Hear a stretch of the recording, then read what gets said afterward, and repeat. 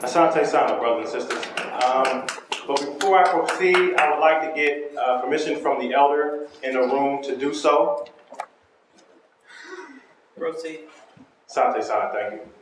All right, as you know, this is kind of it's called Black August, and we're doing this event for the freedom fighters and the political prisoners.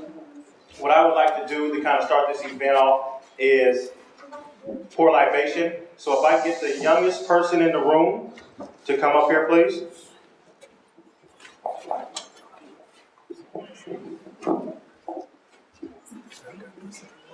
Who's the youngest person in the room? This young lady right here?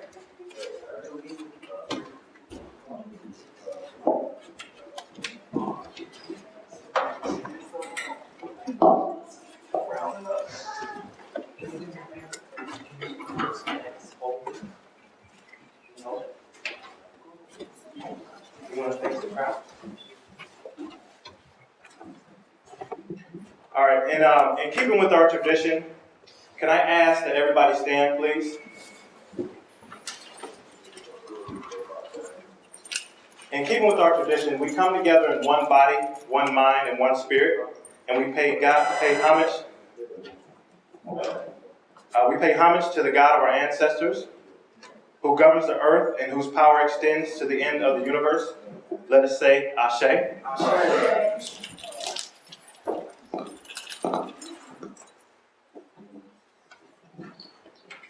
We pay homage to the god and goddesses, the Pat Neteru, which means the body of Neter in the universe. Let us say, Ashe. Ashe.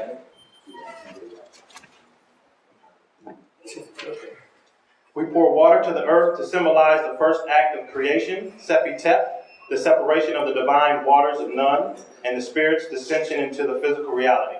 Let us say, Ashe. Ashe. And at this time, I'd like to call on those fallen freedom fighters, those ancestors who have paved the way, which shoulders we stand upon, and then you may also call out those that you remember. Omawali.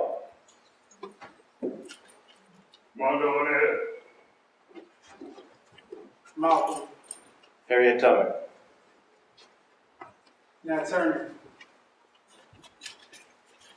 Ida B. Wells. Kwame Nkrumah. Geronimo G. Jaga. Martin.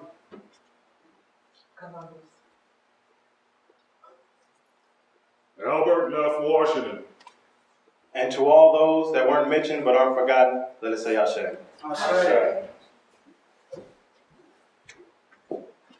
All right, brothers and sisters, you may sit down. Thank you.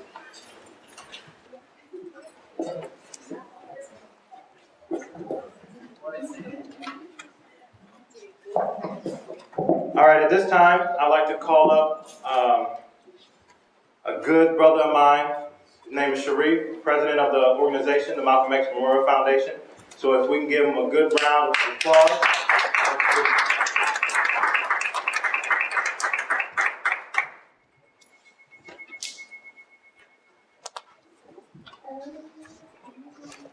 Assalamu alaikum. For me, it's just very short. The work that's done through the Malcolm X Foundation, the way we're able to serve in our community as individuals, as a collective organization, a lot of that comes from the inspiration that we've seen from those who were political prisoners, those who struggled, those who lost their lives, whether it's time or their physical life, as they served in our community. And as an honor to that, we hope that this opportunity today allows us to learn about others who have gone before us, who have worked hard, and inspire us to do the same, to see what we can do in our community, to improve it not only for ourselves and our elders who have struggled, but also for our youth. There are a lot of things that happen in our community that we are very proud of, and we want to be able to move those efforts forward. And there are things that happen in our community that we're not proud of, and we'd like to work towards changing those things and moving forward. So I'd like to say thank you for coming. Learn as much as you can, and from what you gather, teach others. Thank you.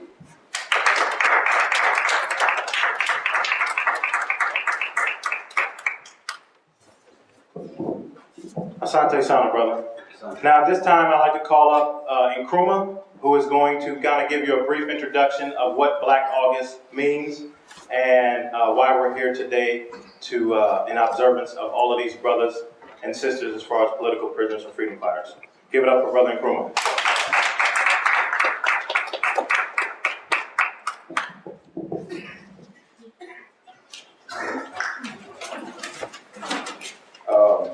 Definitely when we get into our freedom sessions, what we call it also the breakout sessions, we'll be more in depth about what Black August in its entirety means, because there's so much more to it that in my time frame I could not give you. However, we did start Black August Omaha chapter here in Omaha in support of directly for Brother Mondo and Ed Poindexter.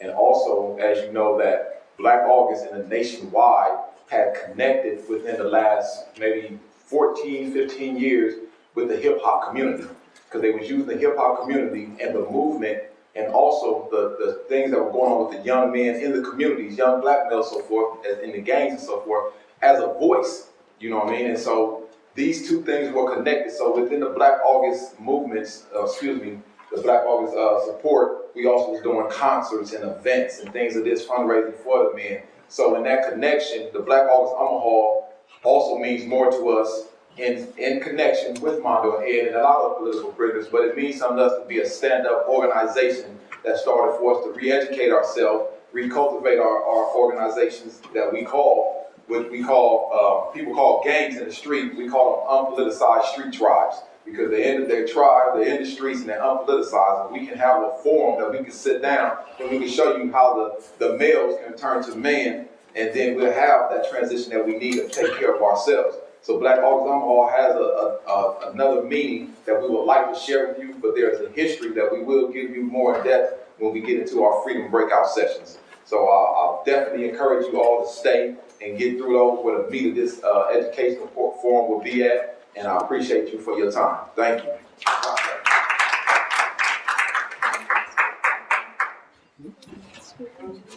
Asante, brother. Just kind of a brief introduction of who I am. My name is Kamis Ariket Tepen Sutin. I was incarcerated for about 14 years, and I got involved in the Harambe African Culture Organization, which is Mondo was one of the founders of this organization. So just briefly, I just wanted to kind of share just some information. Basically, the organization dealt with the resocialization and the rehabilitation of the incarcerated black male via cultural awareness. As you know, a lot of our brothers are going in and out of prison for everything from, any kind of crimes you can think about. So when I got involved at a very young age, I was asked by one of the elders at 23 to head up this organization. I had 7 board members, and we just did cultural activities. We had symposiums, banquets, education programs, and the such. And I wanted to build a bridge with the community out here, and that's why I'm here today. So Mondo has a very, very strong reason why I'm also here in regards to Harambe. He had the Harambe Flame. I did the Harambe Shrujata, which was the newsletter for Tecumseh chapter. And the Flame was the newsletter for the NSP Lincoln chapter. Shrujata means to rebuild and restore that which lies in ruins.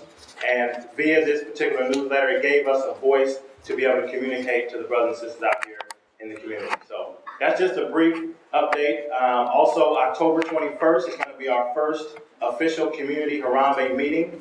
I am going to bring Harambe out here to the community so that brothers and sisters can participate in that. But I'd like to move on for sake of time. This next sister I just met maybe about a few weeks ago. Her name is Abala, and Mondo actually gave her name. And she's a representative of the Nebraska Jericho movement. So if we can give it up for Sister Abala.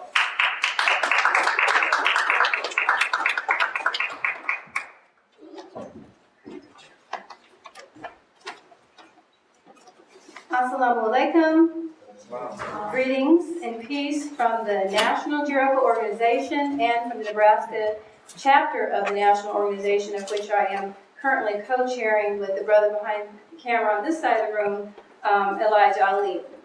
I want to start by reading a statement written in the last week or so by Sundiata Acoli, a member of the Panther 21, currently incarcerated in New York and has been so for the last 20-some years.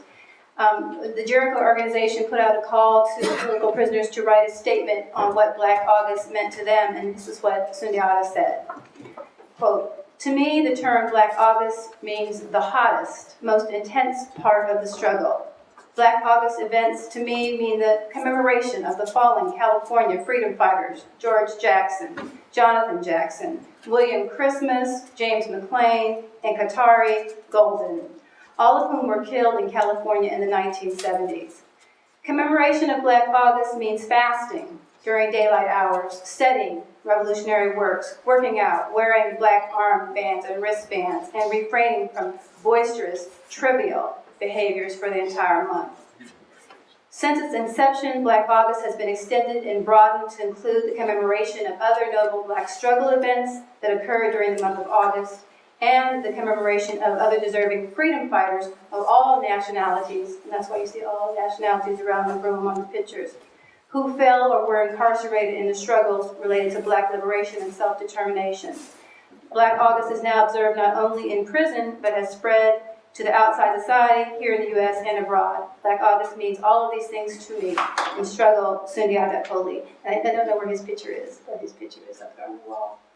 I thought I would spend the first couple of minutes that are allotted me today by talking just a little bit more in detail about a couple of the persons on the wall. I was asked to do that, and what we realized was a shortcoming. When you asked for their bios, I told that to the National Jericho Committee, and they said they're going to go ahead and put the bios back up because they just took them down and just put the addresses. So I thought if there's a gap there, I would just spend 5 or 7 minutes and talk about a few of them in just an outline form so we would know. But before I do that, again, I want to say thank you to the Malcolm X Memorial Foundation, to Carlos Carr, Brother Thomas Andre Gomez, Sister Lisa, and all the other brothers involved and sisters involved in putting this program on today.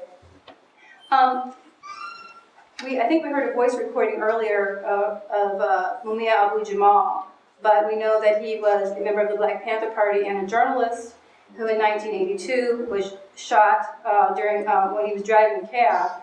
There's an altercation. He was actually shot, victimized, sitting on the side of the road. A police officer was killed. Somebody else saw a person run away who shot the police officer, but he's been incarcerated ever since for killing a police officer. And of course was on death row until you and the international community got him off of death row. And most recently, yes, he's been moved into out of solitary confinement for decades, and now is in general population, which I think you played the tape. He's enjoying the food and so forth and so on. So and physical touch, being able to touch another human being as opposed to not for years and years.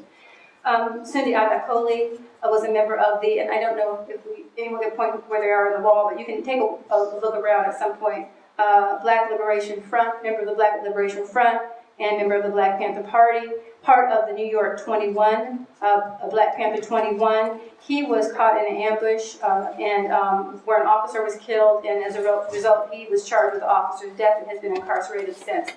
You have several pictures of the Africa family. You all remember in the Move House in 1979, it was bombed in Philadelphia, where one police officer was killed by friendly fire. 9 members of the Africa family were convicted of that officer's death and have been incarcerated ever since. And their sister Ramona Africa is very active with the Jericho organization and trying to get their freedom. A few others, Herman Bell. I heard his voice earlier this morning on your recordings. Member of the Black Panther Party, member of the Black Liberation Army. Part of the New York Three, and in 1973 he was captured and accused of 2 police killings. Kojo Bomani Sababu, New African Liberation Front. Now Jalil Monteking will talk about it a little bit more because he is one of the founders of Jericho, but Black Panther Party, Black Liberation Front, he was captured in 1971 and accused of the death of 2 police officers. You see a trend?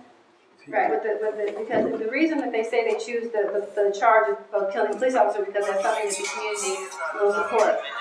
Should I do a couple others or stuff?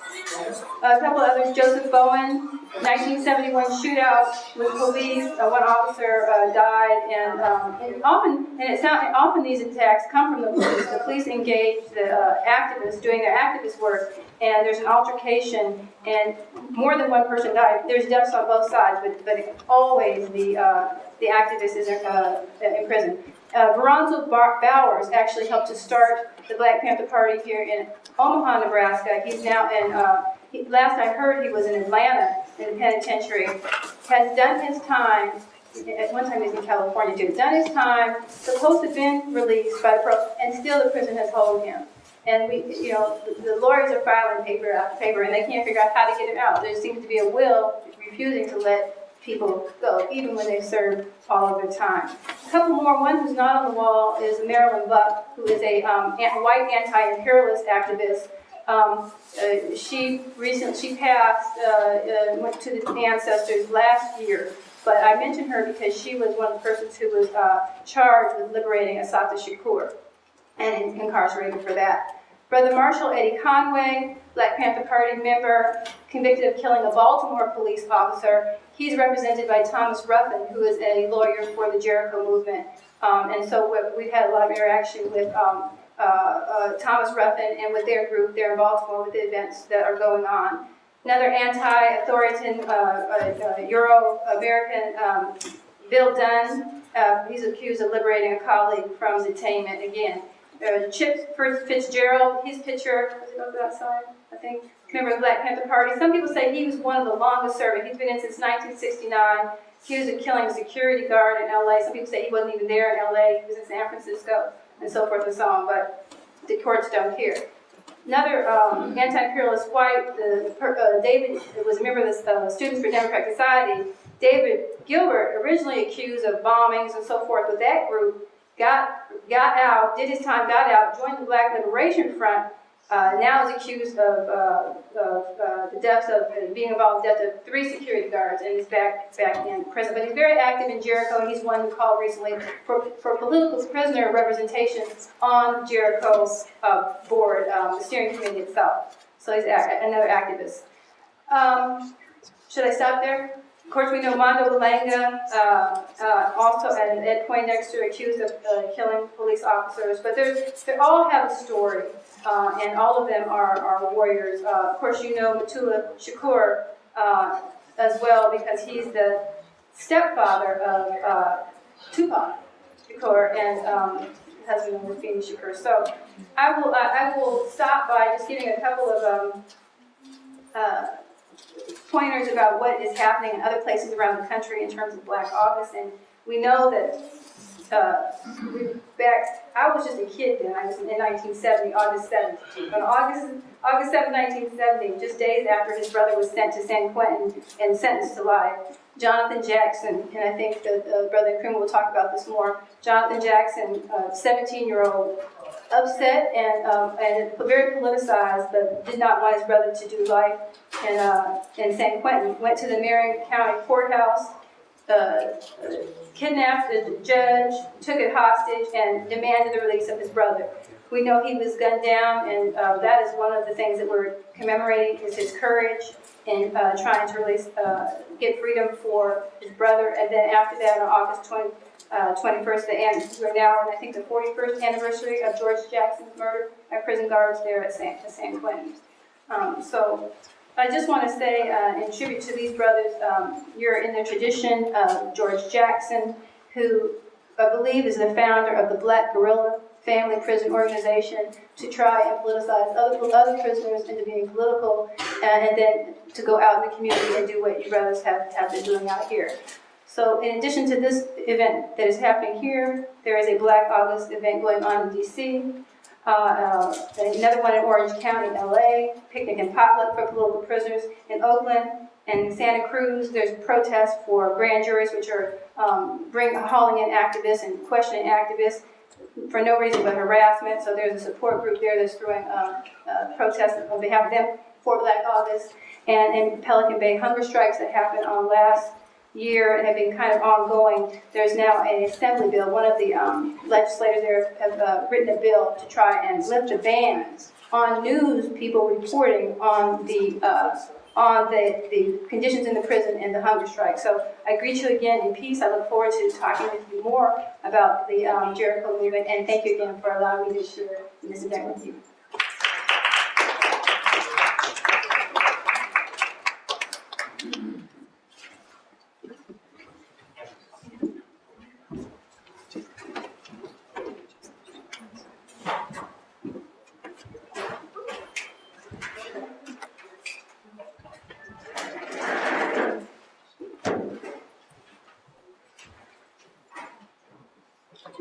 All right, thank you, Sister Abala. At this time, I've seen some couple of brothers come in.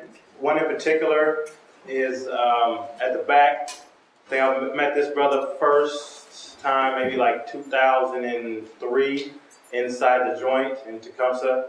He came down and kind of shared some information in regards to police stops. You know, what happens when you get pulled over? What should you do? What should you not do? So I just want to kind of give a round of applause for Brother Tariq. And then there's another brother, Brother Ben.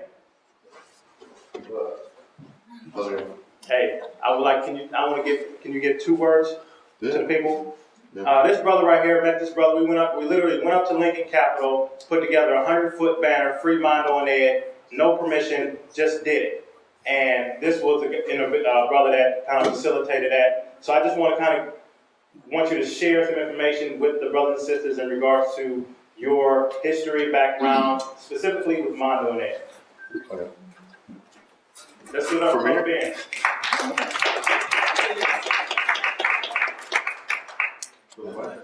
You can project. Mic project. There you go. All right. Mic for the.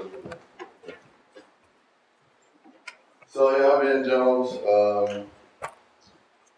I'm an artist, activist, teacher, and I work at an immigration law firm where we get other people who are trying to be free out for these similar folks who just are not political at all. They just get arrested for being brown.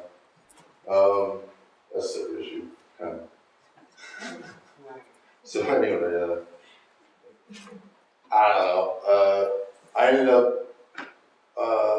kind of crossing paths with Mondo through Occupy. I made these big giant paintings into a tent. We're talking 10 feet by 15 feet paintings.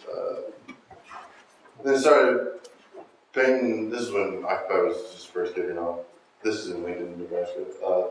Started painting the 10-point plan of the Black Panther Party because Occupy saw itself as directionless, and I thought that these tenets were pretty well established, and there was no point to be directionless. Right, we already had a platform, we already had demands to make. And then I just added, instead of just like free political prisoners and Mondo and Ed, specifically because we were in Nebraska. And this reporter came up and asked me what was up, and I was like, don't do a story about me, do a story about North Omaha, do a story about Mondo and Ed. He's like, who's Mondo and Ed? It's just like an honest, regular white dude. He's a sports reporter.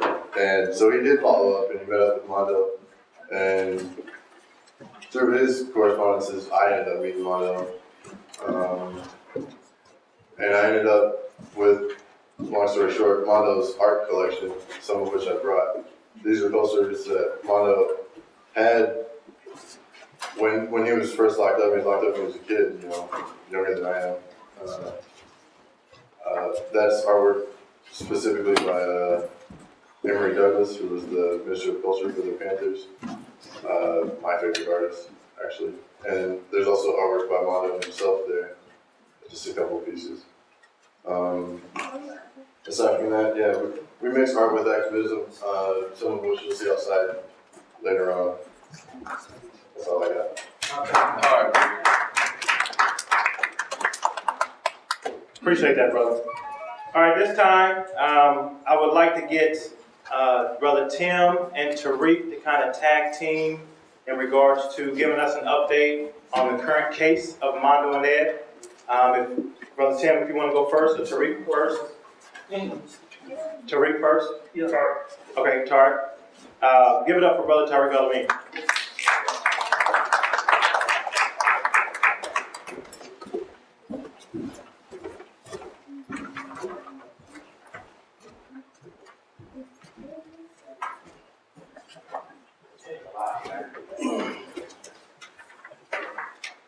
Brothers are rough. Invite you to something and go your mistake.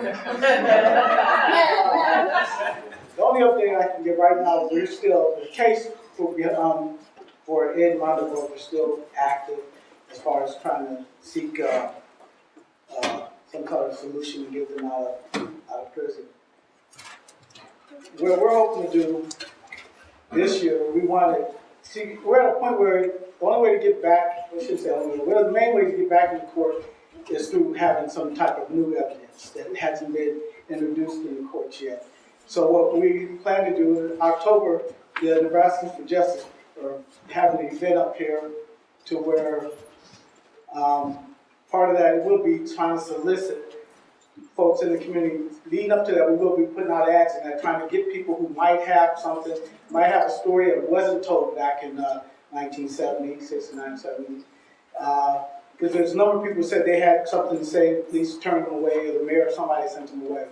There's people who, that were involved that we hope would be willing to come forward and share with us something that hasn't been said yet for whatever reason, and why they held on to it all these years. So that's part of our effort to launch a new investigation this year, is to get the public involved. And right now we're just waiting, that's why I'm holding my phone, we're waiting for confirmation from Ramsey Clark to be here in October. On October 13th is when we plan to have an event here. So we're just trying to finalize all that. We'll get, as soon as we get everything finalized, we're going to get the information out to folks. But I do have, back in, I don't remember the exact year that the BBC did a documentary on Ed Mondo. It's got old information, but we like people to see that, to use it to kind of just give them a basis of what the case was about and how both sides acted during that time. I do have some copies in the back, and they're free to anybody who wants them. It's an older DVD, it needs some updating. Then we have t-shirts too. Our shirts go to continue our effort to get them as far as paying for whatever they need, and plus for so far the lawyers have worked, and Tim can speak to that. The lawyers have been working so long, they do need assistance.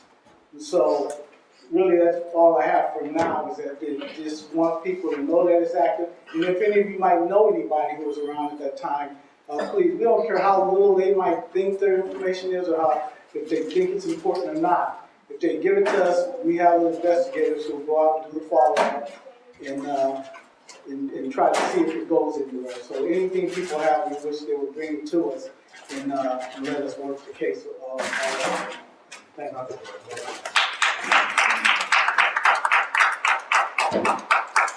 Thank you, brother. Now, at this time, I'd like to introduce Brother Tim Ashford.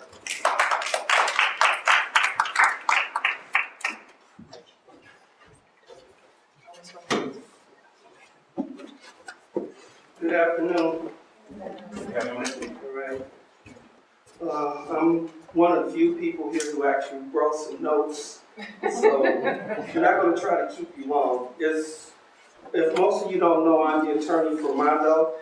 I've been his attorney for 10 years, although I don't look that old, right?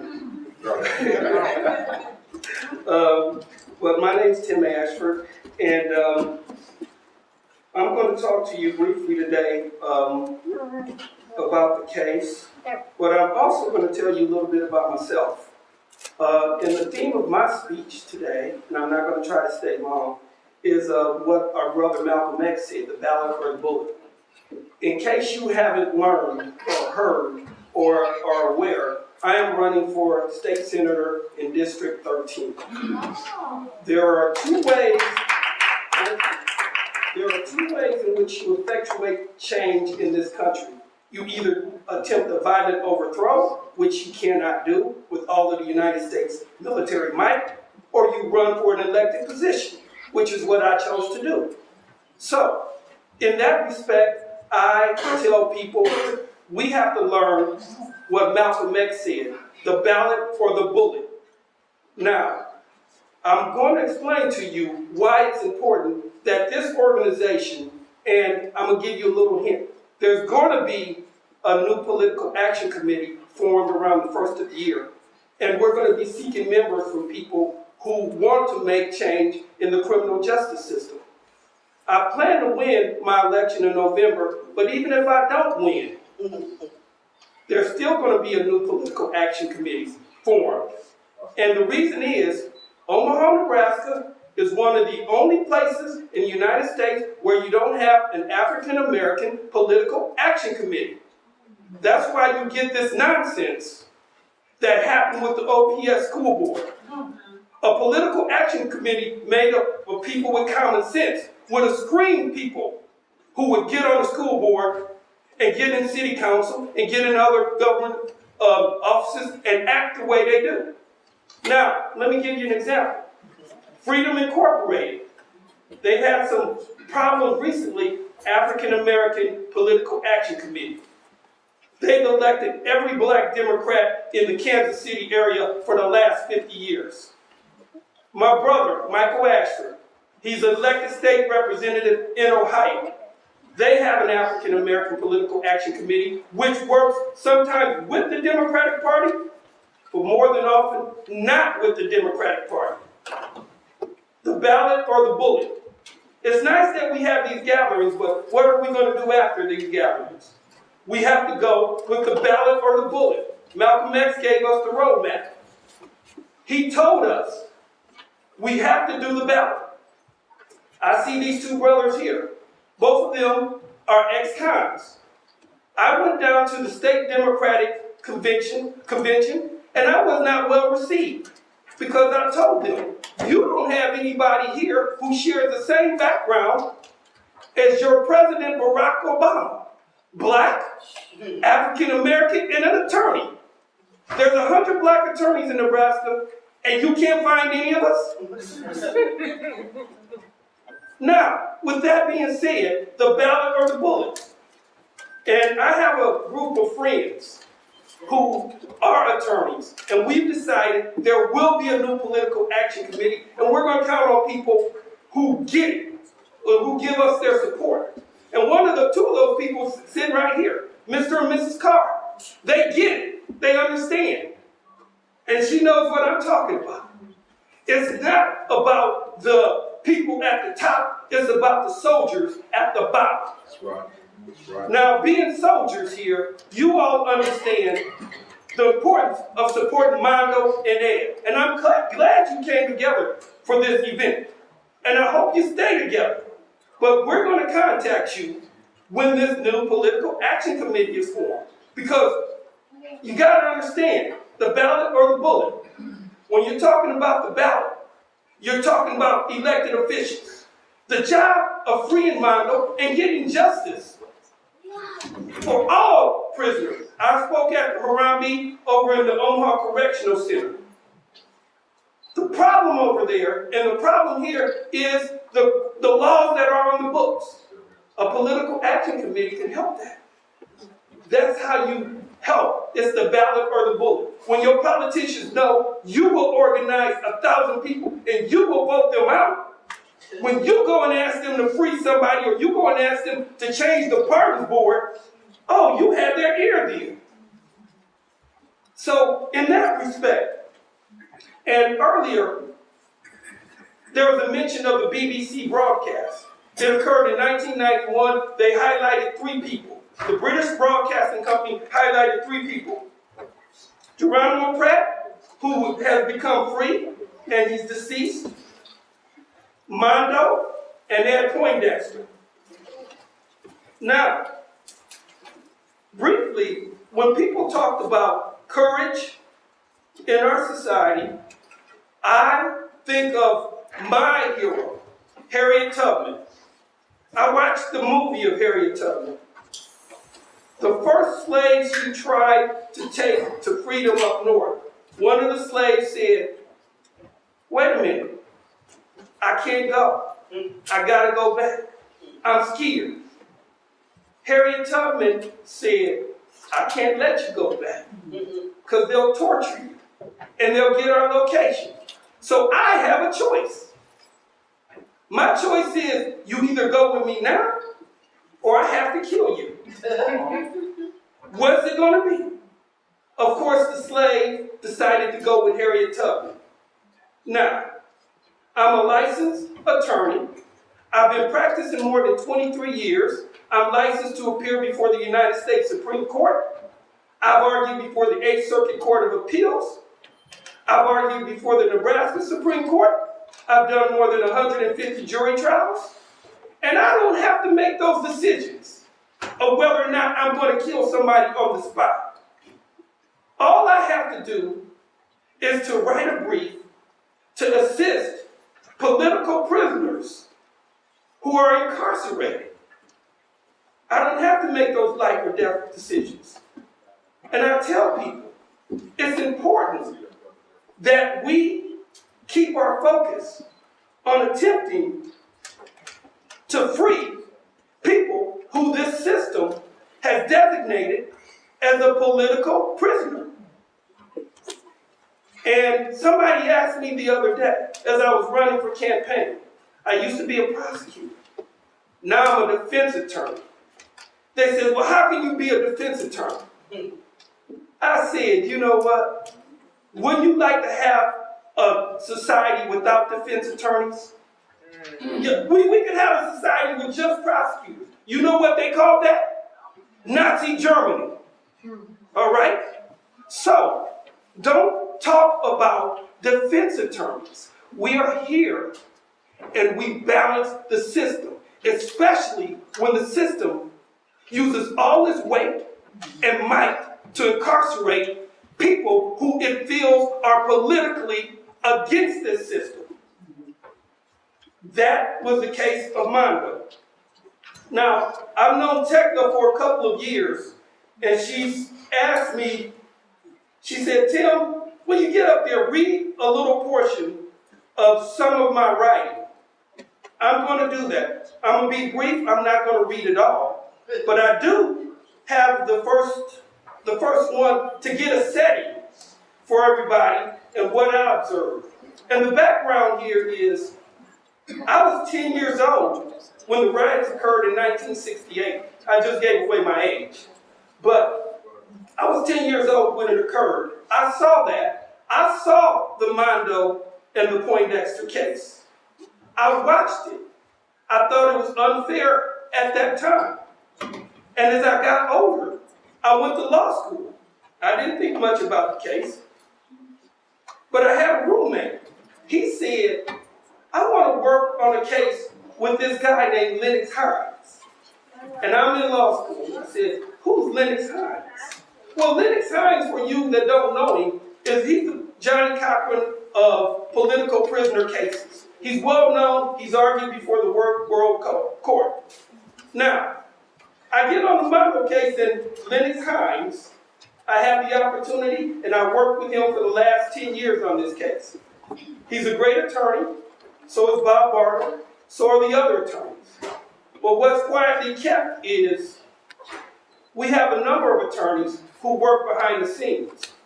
When I make decisions on the case, I consult with other African American attorneys. We do all this pro bono. We don't get a penny. We don't ask for a penny. This is what we do for our community. The only thing we ask of you is you support us by bringing us business. That's it. Business you would already bring us. So we're not asking you for anything. But in that respect, you need to know there's a panel of people who look at this case, and we're trying to get something new done on the case. Whether or not I file anything this year will be determined. I'm trying to research. It's a convoluted case. It's been going on for a long time. I'm one of a number of attorneys on this case. But I tell people, when this case and decided again, we have to look at the ballot or the bullet. The political activity that's going on in this society. Can I go on? You need to, okay. I'm gonna read a few paragraphs. Shots rang out like firecrackers on the 4th of July in the dark, hot summer night on 24th Street in Omaha, Nebraska on June 24th, 1969. Dancing like flames of fire, the silhouettes in the night of young people running while buildings burned in the background on 24th Street drew my attention like a moth to a flame. Earlier that day, white Omaha Police Department officer James Loader shot and killed an unarmed African-American 14-year-old Vivian Strong in the Logan Fountaindale housing project near 24th Street in North Omaha.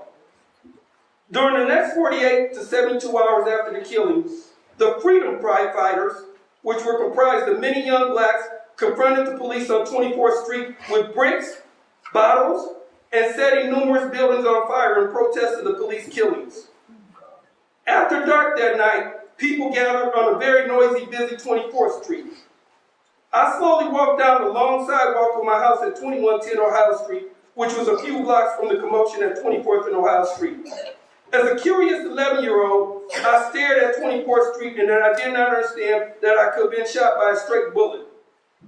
Mesmerized by the sounds of the gunfire and the burning buildings, I watched the silhouettes of the shooters, the looters, the revolutionaries, the freedom fighters, and everyday people dancing against the night as buildings burned in the background. The sirens, the screams, the yelling, the shouting, the running, the gunfire, the smell of smoke from the burning buildings, and the smell of gunpowder was in the air that hot summer night. Chaos was everywhere. I will always remember the sights and sounds of that night. The power structure called it a riot. The oppressed called it a rebellion. That's how I remember the riots and what led up to those riots. And I remember the Black Panthers, and in one of my later articles I wrote, they were 60 to 70% positive rating amongst older black people. They had almost a 95% rating, positive rating amongst young black people like me. When I grew up, I wanted to be a Panther. That's what I wanted to do. I just idolized those people. They started a free lunch program amongst other things. But the most important thing was, you have to understand, at that time, people in my neighborhood disappeared. They just disappeared. You don't understand why. There's something that's called the Miranda rights. Everybody knows what those are now. You see it on TV. You have the right to remain silent. Anything you say can be used against you in a court of law. Everybody can almost recite those.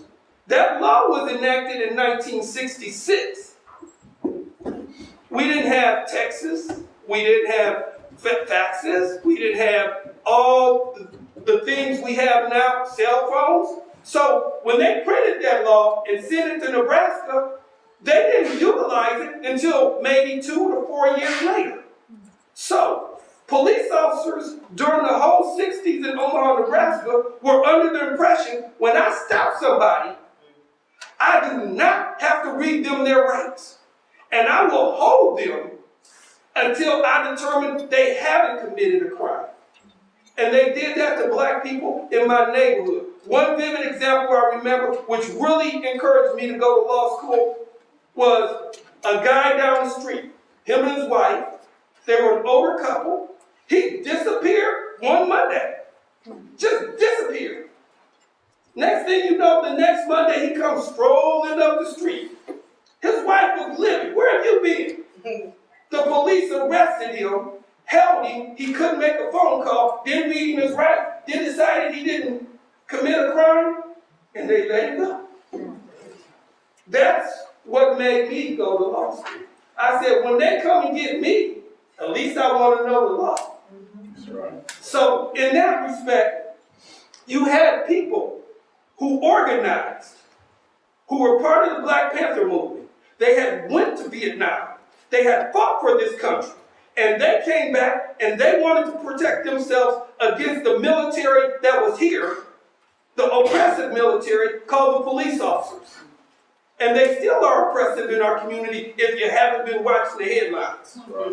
They haven't changed one bit. Although we don't have as strong an organization as the Black Panthers. But as Malcolm said, it's the ballot or the bullet. We have the right now to vote. That includes felons. The people who are here, who are organizers of this event, I'd ask them to organize all your brothers who are convicts. Get them to vote.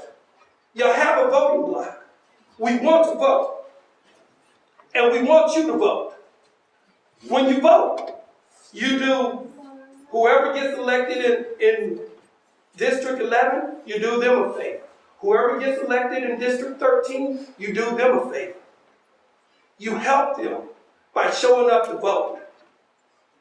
And if you don't believe that's important, well, just trust me on this one, it is important. Okay? But I came here to talk about the Mondo case. And that's what I'm going to do. I'm going to explain to you in language which everybody can understand. Imagine you're driving down the street and a police officer stops you, says, I'm going to give you this speeding ticket because you were going too fast. You says, well, no, I wasn't, officer.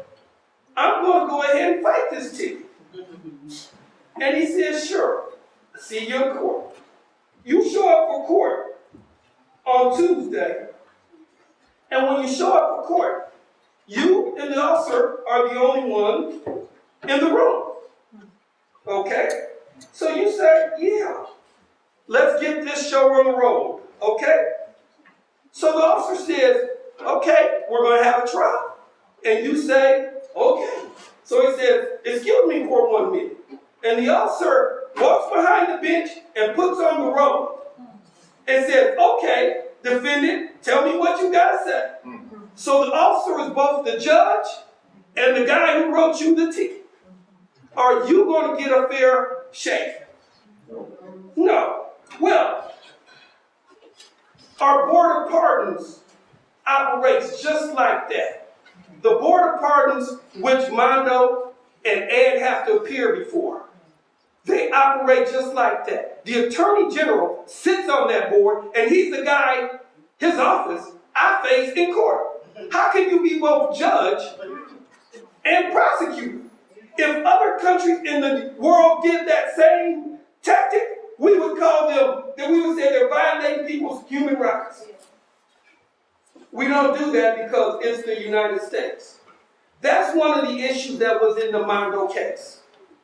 The Board of Pardons has the Attorney General and the Governor who's political. That's why I mentioned earlier, remember? Y'all need to vote? Okay? They operate as both the judges and the Attorney General operates as the prosecutor. The other part of that was the new technology, the DNA. It's like DNA, rather, the new voice analysis. With the new voice analysis, what occurs is, it's like discovering DNA. The voice analysis they did on the tape indicated that Dwayne Pete was not the caller. And they did that with computers. Even with that evidence, my argument to any court is this voice analysis is now like DNA. You've got to, they're similar in terms of scientific technology. But the courts, they have to come to some conclusion on that issue. That's one of the issues that's raised. We have a couple of other issues. One of it, which is parole eligibility. The other issue is his actual innocence at the trial. And I've gone over those in a brief that I wrote to the, it was October of, I believe, June of 2010. And here's what happens. Mondo filed an appeal in June 2010, along with Ed Poindexter. But y'all never heard that from the media. You want to know why? All the time before I filed that appeal, the media was reporting Mondo had exhausted all of his appeals. He had exhausted all of his appeals. People were livid about that. My position is, I didn't even respond to that. People said, well, you should correct the media. Well, my philosophy is actions speak louder than words. So what I did was, I went over to the federal courthouse in June of 2010. Walked right in. So I gave the lady my petition and my application, which I'm supposed to do, both of which were something like 40 and 80 pages together. 40 for one page and 80 when you combine them both. Gave her my little $5 fee. And I basically said, okay, ma'am, I'd like to file this. And she stamped it. So I'm getting ready to leave. And I'm thinking the media was going to have a media frenzy. Somebody was going to call me. Somebody was going to ask me one question. I was going to be talked to about him filing this appeal when he shouldn't have been able to file the appeal. And I'm getting ready to leave. She says, excuse me, sir. And I know the clerk's over there. So I thought she was going to warn me about the media frenzy at the front door. And she said, here's your $5 back. We don't need that. And that's how I walked out of there and I says, the media hasn't covered this. And it brings up an important point. The only person who covered this was Michael Richardson on the internet. Now, you all need to understand something, as if you don't already know. Life is not fair. We are not going to get a fair shake on this trial. We're on this appeal. We're not going to get a fair shake with the media. So, we make our own. We do what we're supposed to do, and we don't worry about what they're doing. When I get into court, and we're going to try to get into court again, then the judges have to make a decision. But I tell you, the judges' decision, man, they're political animals too. If there's a big voting bloc over here or a political action committee over here, they just have to say, you know what, we really got to do the fair thing on this. And you all know what the fair thing is.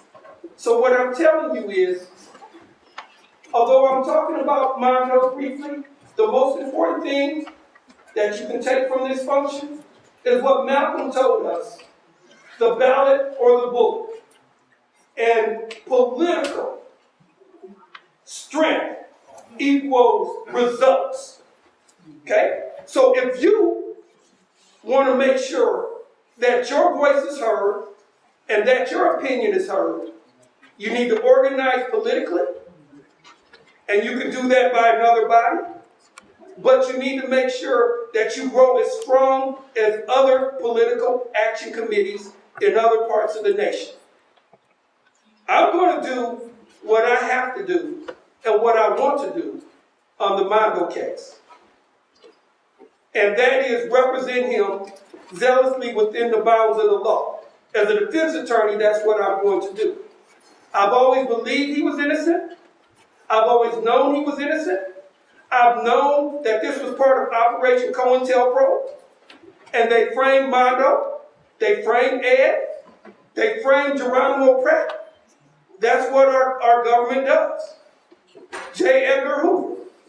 That's what we do, and that's what we did.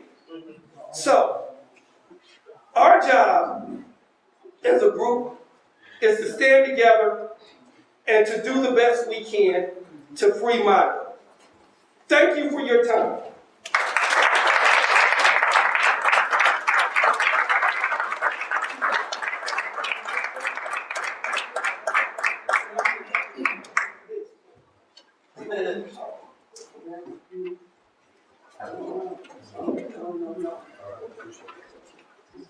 Let's give it up one more time for Brother Tim Atkins.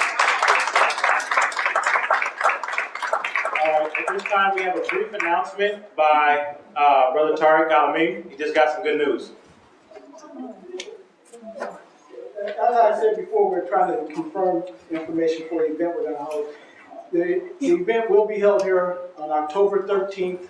We're going to start at 1 in the afternoon with a community conversation. Ramsey Clark, who is the U.S. attorney under President Johnson, so he's been around and been active for a number of years. He's going to be our keynote speaker starting at 3 o'clock that afternoon. So we want everybody to please come back then and come up, because what happens, that's every year we try, as Nebraskans for Justice, we try to, I don't know if we want to call it commemorate, but recognize the anniversary of the bombing and the conviction, the arrest actually at that time of Ed Mondo. So that's what the purpose of that event is. We normally try to hold it this time of year because the bombing was August 17th of 1970. So about a week from now would be the actual anniversary date of that event. They were later convicted in April, the following year. April Fool's Day. Yeah, April Fool's Day in 1971. They've been incarcerated actually been incarcerated since they were picked up back in 1970. So that event will take place then. Just one quick thing also, something Tim had said about people disappearing. And Mary Alice Clark was a 14-year-old girl at the time, actually disappeared on the 20th of August, 1970. Right after that event, she's never been seen or heard from by her family again. In fact, her mother never moved from her house off of 25th and Pinckney in hopes that one day she would return. Her mother's still alive, but very, very ill. But so Mary Alice Clark, they had used her in an affidavit or something. But we believe the feds did something with her. But so people did come and listen during that time, and we're very serious about trying to get this thing back in court and bring some solution to all the families who were harmed at that time. So again, October, mark that calendar, tell other folks. October 13th, which is Saturday afternoon, at 1 o'clock, the community conversation will begin. And if people have information like to share, if you want me to give you a follow-up or send you a reminder, at the back of the room, give me your email address or whatever, and I will send out a notice to you. Thank you. Thank you, brother. All right, who in here is familiar with the Mondo and Ed case? By raise of hand. Who in here has heard the actual phone conversation when they said Dwayne Peak, who was 15 years old, called into the police? Did you guys have, who in here has heard that? All right, one person. We're about to play a very important part of that particular videotape, or not videotape, but audio tape. The young lady that's going to be coming up here to kind of speak about it, she's a journalist. I met her at the Big Mama's event, Big Mama's Kitchen. They were doing a gang assessment. Brother Willie Hamilton invited me out to kind of speak on the particular gang assessment and things of that nature. And I briefly talked about Black August, and I was introduced to this lady, and she's been working on this case as a journalist for the last 20 years. She has a very strong theory and opinion in regards to that case, and she's going to share that. But specifically, we're going to deal with that videotape, the phone analysis, and the disposition when they were going back and forth between Dwayne Peak and whoever this individual was that called in and said to come to 28th in Ohio. Some chick was something like that, where ended up the police officer came and there was a bomb in the suitcase and it blew up. So at this time, I would like to introduce Kirtrin. Do you want to briefly say something, or you just want to start playing the tape and then afterwards you'll speak? We never did a sound check, so I have to hit play here. Okay. Yeah, he's not an expert at anything. Is that too loud? That's- Too is loud? that good? Down? All right, let's run The it. testimony that he might give here is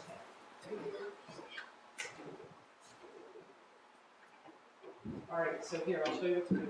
You're just gonna hit that button when I'm done introducing this.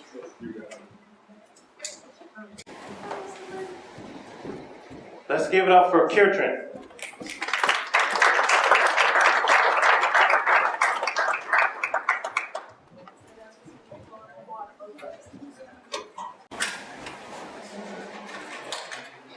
Hi, I'm Katrin Zeichel. I'm a freelance writer. I do some writing for The Reader right now, but I've been working on the Rice Poindexter case for about 20 years. When I started doing research on the case 20 years ago, I was not a journalist. I was just a performance artist, an actor, and I got interested in the case. And I actually moved back here in March because the Rice Poindexter case was unfinished business for me. I wanted to make a documentary about it, but that 20 years ago when I was doing the research, that was really all about how much money that costs, and so I never got it done for financial reasons. But when I came back in March, I was in Bob Bartle's office, who represents Ed Poindexter, and he gave me a CD copy of the deposition that they did with Dwayne Peak. Now, as you know, Dwayne Peak was a 15-year-old kid, and he was the state's main witness against Rice and Poindexter, and he testified that David and Ed made a bomb in Mondo's house, and that they gave it to Dwayne to put in the house at 28th and Ohio. And at the trial, he testified that he made the phone call that lured police to that house. So this deposition comes from 2006. They got a court order to go to where Dwayne Peak lives and to have him submit to voice analysis. And the voice analysis cost $10,000. The defense committee had to raise enough money to pay a guy named Tom Owen in New Jersey to actually do this analysis. So if they hadn't done that, we might not have this document today. But, so this is Tom Owen in New Jersey, voice analysis expert, and he is asking Dwayne Peak to repeat exactly the words that were on the 911 call so that he can analyze it and determine if Dwayne actually made the call. The reason this is important is if Dwayne lied about making the 911 call, then he was committing perjury. And what's even more important than that, if the Douglas County attorneys knew that they were putting a witness on the stand who is committing perjury, then they are also at fault. But unfortunately, when this voice analysis and the briefs were submitted to the courts, the Nebraska Supreme Court said it doesn't matter if Dwayne Peak didn't make the call. It doesn't prove that Mondo and Ed are innocent. The 8th Circuit Court of Appeals said it doesn't matter, and then they asked for a complete review by the 8th Circuit, all of the judges on the circuit, instead of the 3-judge panel that had originally reviewed it, and I think they refused to hear it. So, but the reason I've been giving this tape out like it's candy, and the reason I've been doing that is it's so compelling. It's so obvious that Dwayne Peak did not make that phone call when you listen to this tape. And I think for a common sense purposes, I would love people to have access to this. I'd like someone to stick it online somewhere so people could just hit play and listen to. It's a half hour, the deposition, but it's really, really chilling evidence that Dwayne was lying, and that was okay. That apparently the fact that Dwayne lied is okay with everybody, and you just need to know that. So you can hit that play button now.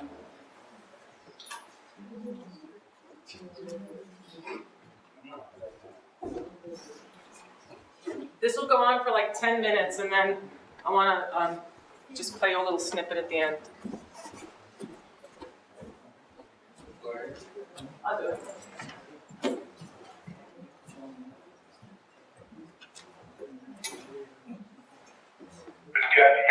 Okay. Okay, everybody on the same page? Yeah. Yes. All right. Basically, let me just preface the instruction of why I'm even on the line here. A voice exemplar to be admitted needs to be done verbatim from. I'm going to object to Mr. Owen's testimony. He's not under oath. He's not an expert, and any testimony that he might give here is completely irrelevant to the matter at hand. Okay, Mr. Owen, just go ahead and conduct the examination. Okay. Refer you to the second line of the caller. Young man, I'm here on 2020, 28th in Ohio, man. Okay, that will be the first phrase. I'm going to play this, and you will probably be able to hear it from the 911 tape. I'm going to play it, and then I want you to tell me whether you can hear it or not. Hang on a second. I'm going to object. Can everyone hear that? I can hear it, but Mr. Owen has asked the witness to respond to his question. I'm going to instruct the witness not to answer Mr. Owen's question. He is not an attorney.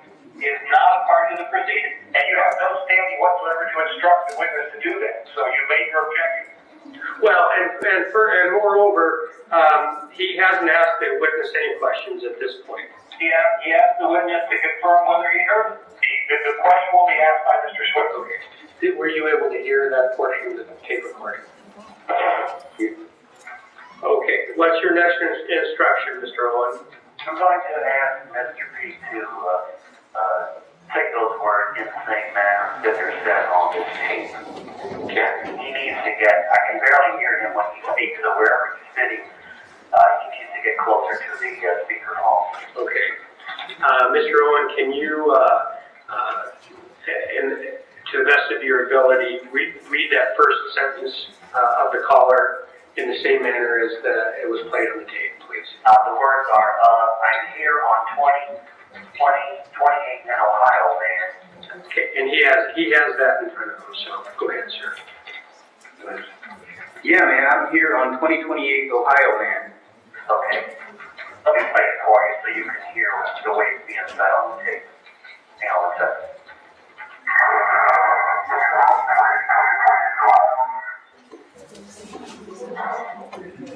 The pentameter, the meter of it is, I'm here on 28 in Ohio, man.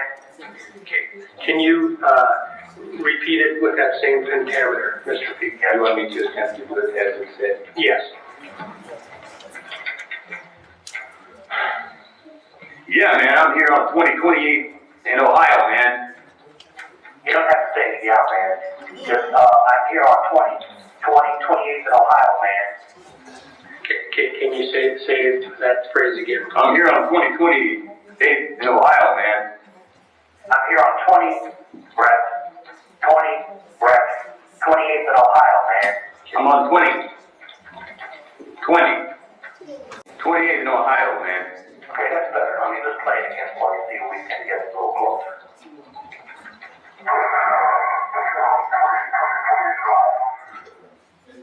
Go ahead. Let me just, for the record, just interpose a continuing objection to the participation of Mr. Nolan directing the witness to make the question, just so the record, to make the answers. And Brett, on behalf of the defendant, Mr. Poindexter, I acknowledge your continuing objection, may be deemed continuing throughout the deposition. Okay. Mr. Peak, if you could restate that phrase again. Yeah, man. I'm here on 2028 in Ohio, man. Okay. And can you do it once again with the breaks after 20 and 20? Yeah, man. I'm here on 2028 in Ohio, man. Okay. Next instruction, Mr. Owen. He skipped the word. I'm here on 28 in Ohio, man. Okay, can you restate just that phrase? Not the yeah, man, but just that last part of the sentence. I'm here on 28 in Ohio, man. You missed the 20 in there. I'm here on 28 in Ohio, man. Okay. Can you speak the phrase exactly as it is in the... I'm here on 28 in Ohio, man. Okay, don't over enunciate. I'm here on 28 in Ohio, man. Yeah, man, I'm here on 28 in Ohio, man. That's better. One more time, please. Oh, come on. I object to badgering the witness.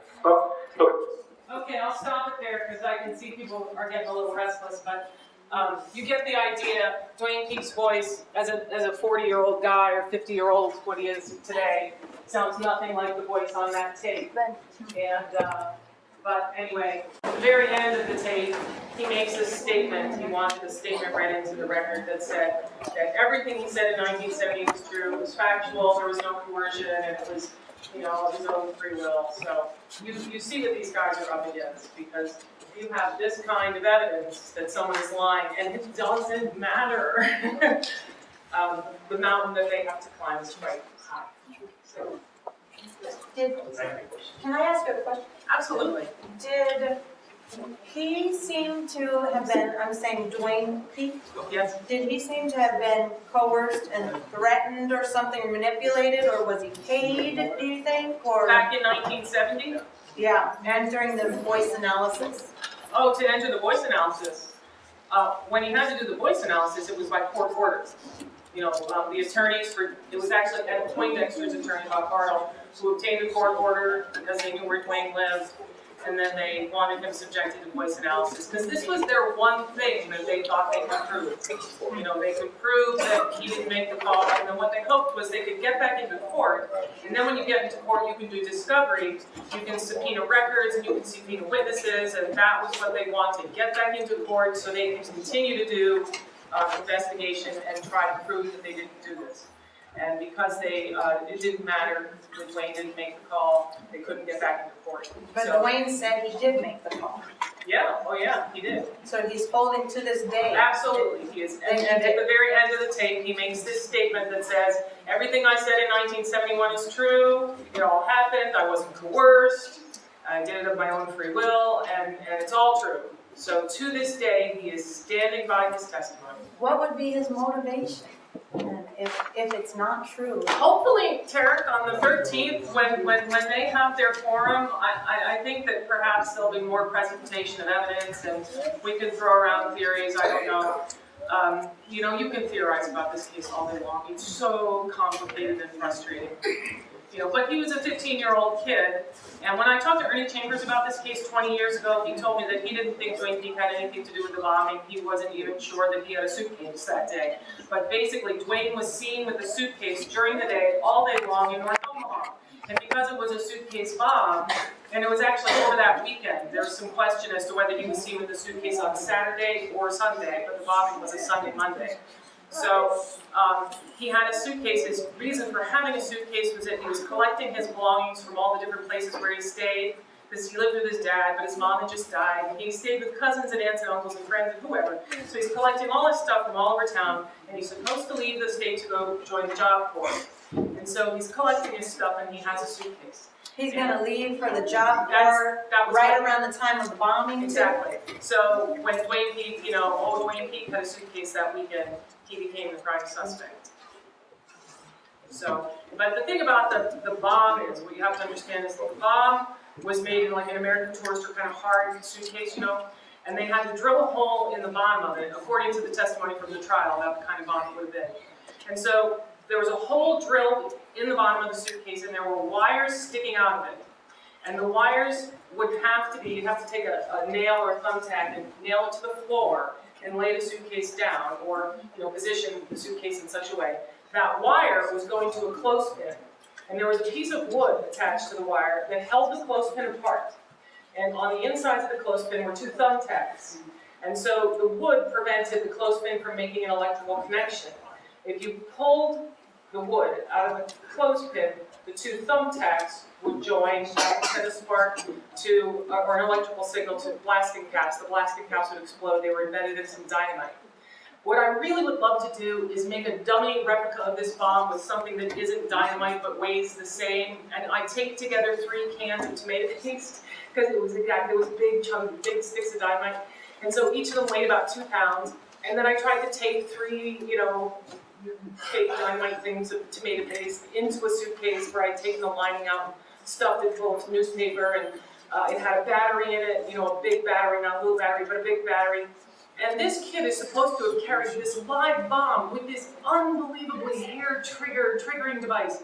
He was supposed to have carried this bomb from 4 o'clock in the afternoon to 11 o'clock at night, gone inside and outside of houses and apartment buildings and inside of cars and outside of cars. And that alone, like if people knew the crazy story that he told in court, my God, I can't believe that anybody believed this crazy story. And that's Dwayne. Yeah. So I just really, I'm a journalist, so I'm not, I'm not doing this because of any kind of political or political prisoner. That's not my take on it. My take on it is, what are the facts? And I can rip all those facts to shreds. Every single one. You haven't got a single piece of evidence that I can't rip to shreds. And so I want people to join me in being journalists and do this like a community journalism project where we're all journalists. And I want you all to, submit the evidence to that kind of rigorous analysis and say, oh my God, there isn't a piece of evidence against these men that stands up. Any other questions? Thank you for listening.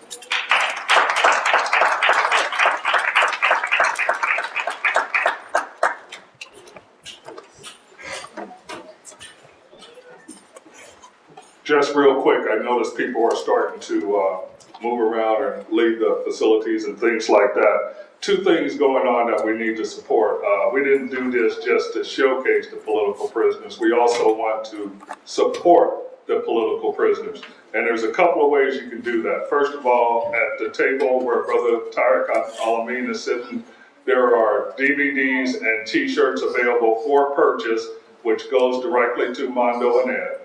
On the table to the far left in the back of the room, you'll see some school supplies. Well, we're going to raffle off those school supplies. That money that is raised is going directly to Mondo and Ed so that they'll have money to use behind bars. The books on the other counter on the right side there, those books are available. Take what you want, but we are asking for a free will donation. Again, all those funds are going directly to Mondo and Ed. We will put that in a money order and send it directly to them.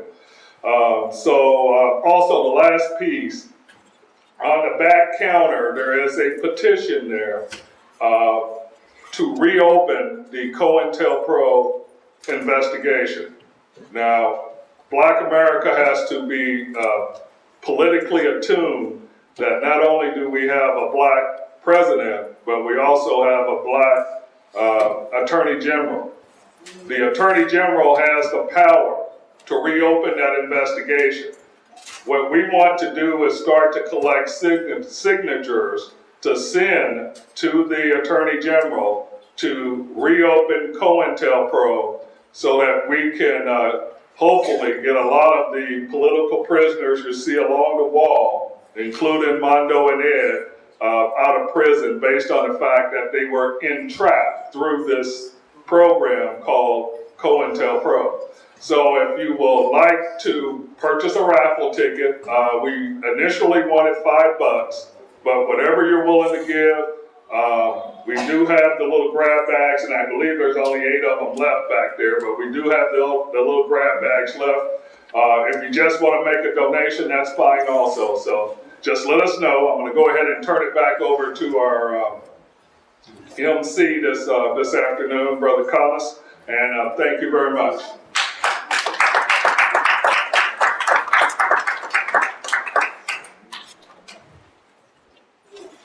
All right, at this time, we're going to have kind of a brief intermission. You can get up, stretch your leg, get something to eat. In regards to the library books, I want to give thanks to the Omaha Library down off of Ames. They donated all those books. So those are free to take. The only requirement is, outside of if you can make a free will donation, is to please sign your name. Like if you pick up a Malcolm X book, put the Malcolm X and the author, or whatever book you take, just write it down on the little sheet up there. And then outside of that, just enjoy. We're going to play a little bit of audio over the intercom, and then we're going to quickly gather together, and then we're going to do the Freedom Fighter breakout sessions. Thank you.